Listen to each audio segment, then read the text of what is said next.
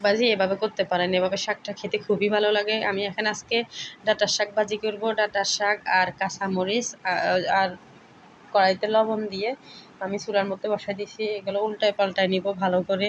যেহেতু শাক পানি তো প্রচুর পরিমাণে, যে কোনো শাকই হোক এটা বের হবে। আর ডাঁটাগুলো একটু বড় বড় ছিল, তো ডাঁটার শাকের একটু ডাঁট আছে এখানে, একটু ডাঁটগুলো শক্ত টাইপের, তো সেজন্য তারপরে আমি ভালো করে একটু আগুনটা মিডিয়ামে রেখে একদম ভাফে ডাঁটগুলো যাতে একটু ভালো করে সিদ্ধ হয়ে যায় উল্টায় পাল্টায় নিব ভালো করে। আপনারা যে কোনো শাকই এভাবে ভাজি করতে পারবেন। আর বিভিন্ন শাকে বিভিন্ন রকমের কাঁচামরিচটা দিলে শাকটা ভালোই লাগে খেতে। শুকনা মরিচ যেমন পাট শাকে দেওয়া হয়, আর কলমি শাকও আমরা কাঁচামরিচটা দিয়ে বা ভাজি করে খেতে খুবই ভালো লাগে। করে পানি শুকায় নিয়ে আমি এখানে একটা বাটিতে ঢেলে নিচ্ছি। একই কড়াইতে আমি আবার 2-3 কোষ রসুনের কোষা, একটু পেঁয়াজ কুচি দিয়ে ভালো করে একটু নেড়ে চেড়ে দেবো। এখানে তো আমি কাঁচামরিচটা দিছি, আর শুকনা মরিচ দেওয়া লাগবে না। কেউ চাইলে দিতেও পারেন। তারপরে ঢেলে রাখা বাটিতে শাকগুলো দিয়ে দিব তেলের মধ্যে, একটু ভালো করে উল্টায় পাল্টায় নিয়ে নামিয়ে নিব। এভাবে শাক ভাজিটা খেতে খুবই ভালো লাগে।